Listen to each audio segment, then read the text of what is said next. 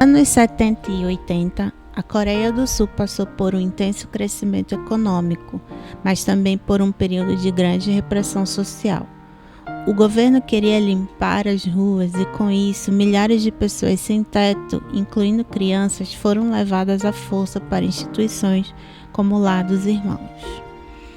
O que deveria ser um abrigo, na verdade, era um verdadeiro campo de concentração. Estima-se que mais de 500 mil pessoas tenham passado por lá.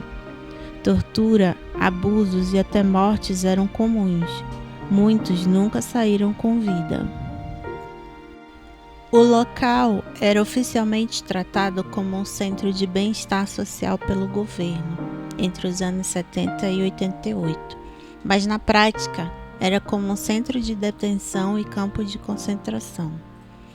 A partir do Ato de Serviços de Bem-Estar Social de 1970, o governo passou a promover um projeto de purificação social, com o objetivo de se livrar dos cidadãos sem rumo nas ruas, visto como um empecilho à formação de uma nova identidade nacional em meio ao reaquecimento da economia do país pós-guerra da Coreia. A partir de 1981, a prática se intensificou graças à ordem do presidente Chun Doo-hwan, um ex-general que tomou o poder através de um golpe no ano anterior. Ele escreveu uma carta ao premier Nam Duk-woo, dando ordem para que a repressão aos pedintes, segundo a BBC, em preparação para receber os turistas para os Jogos Asiáticos de 1986 e as Olimpíadas de Seul em 1988. Policiais recebiam pontos pela quantidade de pessoas que retiravam das ruas e mandavam para os centros. Eles seguiam certos critérios para considerar uma pessoa ser levada para o centro ou não. Nem sempre eram pessoas em situação de rua. Poderia ser uma pessoa bêbada ou uma pessoa que estava dormindo num banco da praça. Também crianças e idosos, especialmente sem documentos. Houve também casos de sequestros de crianças e adolescentes com famílias. Nos centros do Lar dos Irmãos, prisioneiros eram torturados, empregados em trabalhos forçados e estuprados. Sul-coreanos que questionavam o motivo por estarem ali, por exemplo, eram espancados até a morte. Internos eram divididos em batalhões comandados por outros prisioneiros de maior senioridade, que, por medo de retaliação de oficiais, eram responsáveis diretos pelas barbáries. Oficialmente, o governo e a imprensa local divulgavam que os levados ao Lar dos Irmãos passavam apenas um ano ali. Eles seriam alimentados, vestidos e reabilitados à vida em sociedade, através de treinamentos profissionalizantes. Mas seus internos nunca voltavam para casa e as famílias passaram a buscar desaparecidos por todo o país. Na verdade, eles eram tão mal alimentados porque eram servidos arroz mofado para eles. E algumas pessoas relataram ter comido insetos, centopeias e alguns ratos até, para não morrer de fome, em busca de algum tipo de nutriente. Os detentos do Lar dos Irmãos viviam em uniformes azuis numerados, acomodados em dormitórios que dividiam camas em grupos e comiam alimentos podres, segundo relatos de libertados à BBC coreana. Medicações antipsicóticas e sedativos eram usados para coibir quimicamente o comportamento dos internos, entre elas haloperidol, carbamazepina e flurazepam.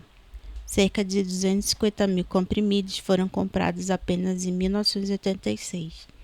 A prefeitura de Busan, local onde se encontrava o Lar dos Irmãos, chegou a negar as acusações em 1987, mais de 30 anos antes da confirmação pelos autos.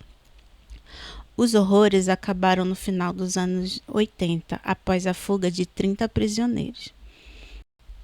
Eles revelaram os horrores do Auschwitz sul-coreano e o projeto foi encerrado.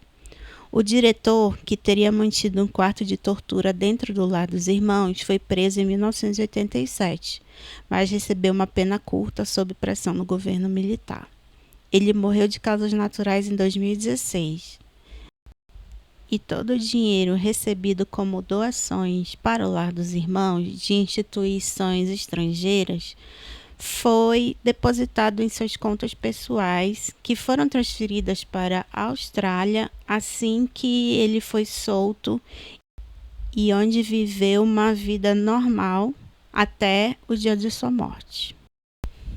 Oficialmente, não existe relação entre o universo da série e os horrores do Lar dos Irmãos. Na época do lançamento da trama, em 2021, seu criador, Hwang Dong-hyuk, revelou à revista americana Variety que se inspirou em grande parte na série de mangás distópicos japoneses como Battle Royale, que traz também uma gamificação da batalha pela sobrevivência semelhante a jogos vorazes. Round 6 foi idealizada ao longo de 10 anos, ainda no fim dos anos 2000.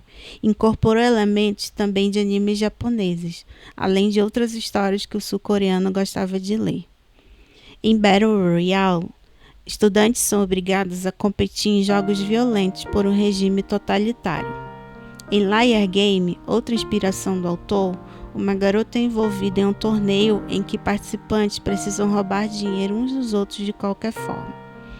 Já o conceito do jogo da Lula é uma popular brincadeira de criança na Coreia, que serve apenas como pano de fundo para o desenvolvimento de seus personagens.